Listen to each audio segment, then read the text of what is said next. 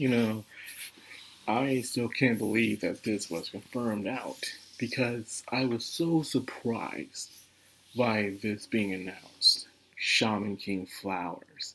Now, before I get to talking about Shaman King Flowers, let's talk about some history there. With the original series Shaman King, which was rebooted for Netflix, and everyone was hyped for it.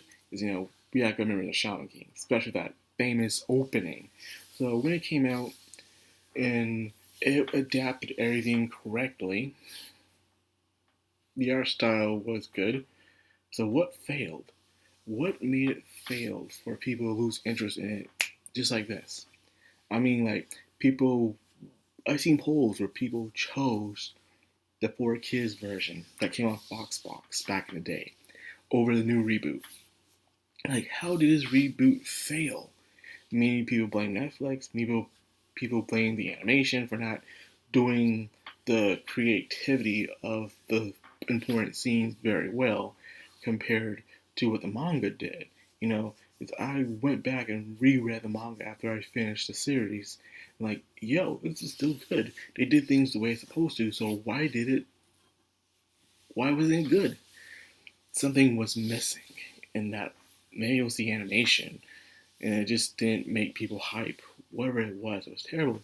And we went to go watch the dubbing of it, and we're like, believe it or not, we missed the original dub from the 4Kids days because it was just the voices felt different. They hit different. The accents were strong in it compared to the one now. It's just, it feels generic and stuff. It doesn't have that flavor that the 4Kids one had. 4Kids made sense in a lot of stuff, but the accents that they gave within those dubs were at least good, really good. I will give them that. But either way, it kind of failed. So I was shocked to hear that Shaman King Flowers was going to be announced, and here we are. Um, I'm not sure if this one also being helped by Netflix as well. Can't recall, but either way, this one has a history of struggling of when it comes to publishing. First, it was called Shaman King Flowers. When I was reading this on my way to the bus when I was at school all the time. And then the publication that it was running through closed down. So it was gone for a good while. Then it came back through a series to do with one of the characters. And then the author started doing other spin offs of other characters. It just was in hiatus hell for the longest time. Then it came back as Shaman King, the Superstar. And it was running for a good while, up to 40 chapters, but then the chapters would take forever to come out. Like main abyss style, take a while to come out. I mean, you just have to wait for them months upon months. Not every 2 weeks, not once a month. Sometimes it would vary. It wouldn't be monthly. And that's the thing that sucked about it. So you didn't know if the series would be finished or not. Something was always going on with the creator of the series. And it was very, very irritating. Because you want to see what happens. But even then, no one else was translating the chapters. When Superstar came along, people just stopped translating it. No one picked it up. So it's impossible to read what happens next without reading the raw. But even the raws, they don't come out. You don't know when they're going to come out. It sucks. So we're stuck between a rock and a hard place when it comes to this. And all I gotta say is, damn. So yeah. Now, with all that out the way, it finally got itself an anime. So I'm guessing it's going to just adapt Shaman King Flowers, and that is it. It's not going to adapt the Superstar and stuff like that, because even though it got a big jump when it finally hit Superstar, it kind of been on a hiatus for a good while, so who knows. Now let's finally talk about the anime. This is years after the Shaman King battle finally ended, the tournament. And as we all know, Lord Howe, the first time ever, the bad guy wins. And don't just mean they win because it's a prequel series. It wins because it's the actual main story, and they got what they want even afterwards. That rarely happens in these kind of stories. The bad guy always loses, or they win in the prequels, but then they lose again in the continuation of the main story. Like Fate and stuff.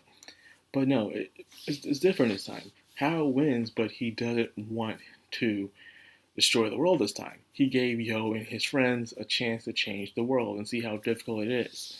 Meaning, no matter how good they are when it comes to the world, there's always somebody or something that always wants to have a terrible heart, that wants to cause conflict, no matter what. So, because of that, it was very difficult to change the world.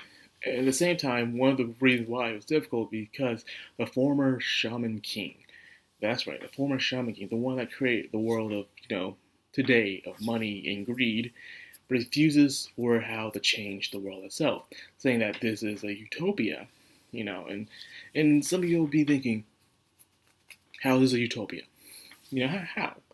How? You have, a lot of stuff going on right now, but compared to what was previously, where people were complete savages and ignorant and afraid of almost everything and just kill people by dozens with famine and disease and crusades, this time is probably the best time so far.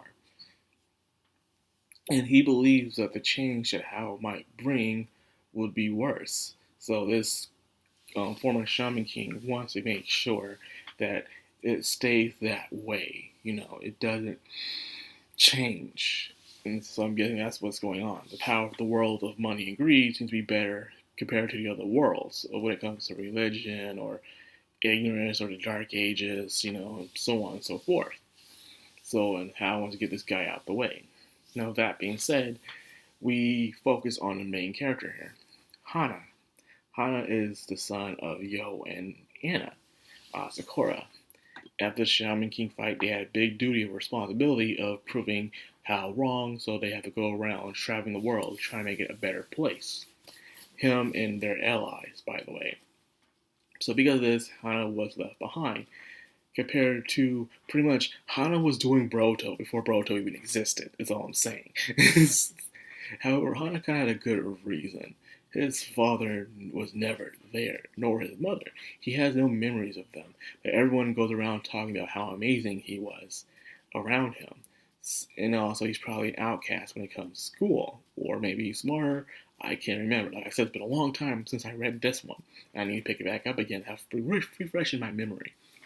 But either way, he feels kind of, he just feels upset with his father. He doesn't hate his father. He's just upset with him. He understands what he has to do, but he just don't know where to vent his frustration out. Instead, Ryu and Tamo have taken the place as the guardians for him. And they have big changes.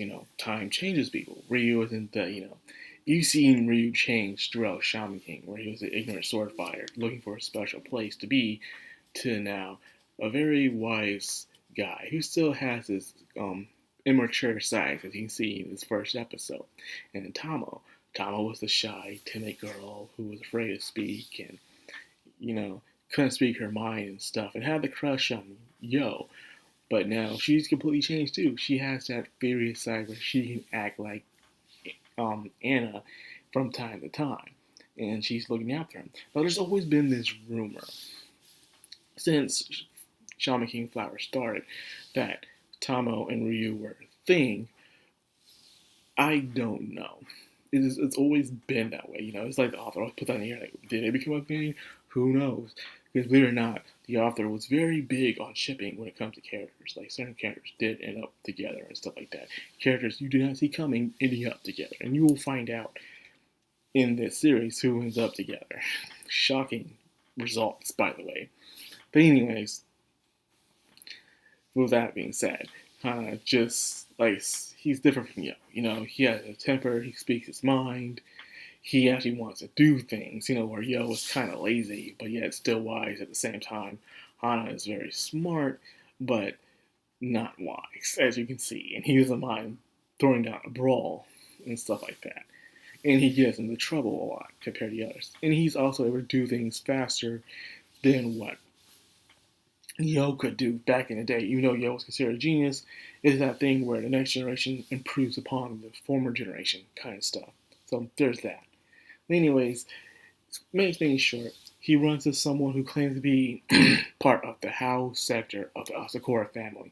The Asakura family that was smashed out after Howe's betrayal. They thought they were destroyed, but they were secretly living under society for a while, and now they're rising now to take their claim on the Asakura name, in a way. So you have this kid who's showing up here, and we all thought this amazing battle was going to happen, but he loses. He freaking loses, man. Like, he just okay, fine. And Ryu said something very smart because Tama was panicking. Oh no, from the house side of the family. But Ryu said, think about it. If they were so strong, why weren't they there for the Shaman King fight? Why now they decided to show up after the Shaman King fight, years later, where they seem to be, where things seem to be, at peace right now. There's no shaman fighting really going on at this moment. So it must mean they're weak. They must wait for an opportunity where everything's peaceful to strike. But unfortunately, he was not ready. He got taken down in one strike. However, they did say this though. Even though he may be weak, he has the same spiritual power as Yo's father. So in a way, he has that potential. He has that strong, great power, but he's very, very, very weak. So yeah, he just needs to train, pretty much. And he doesn't seem like he's going to be a bad guy, if you ask me.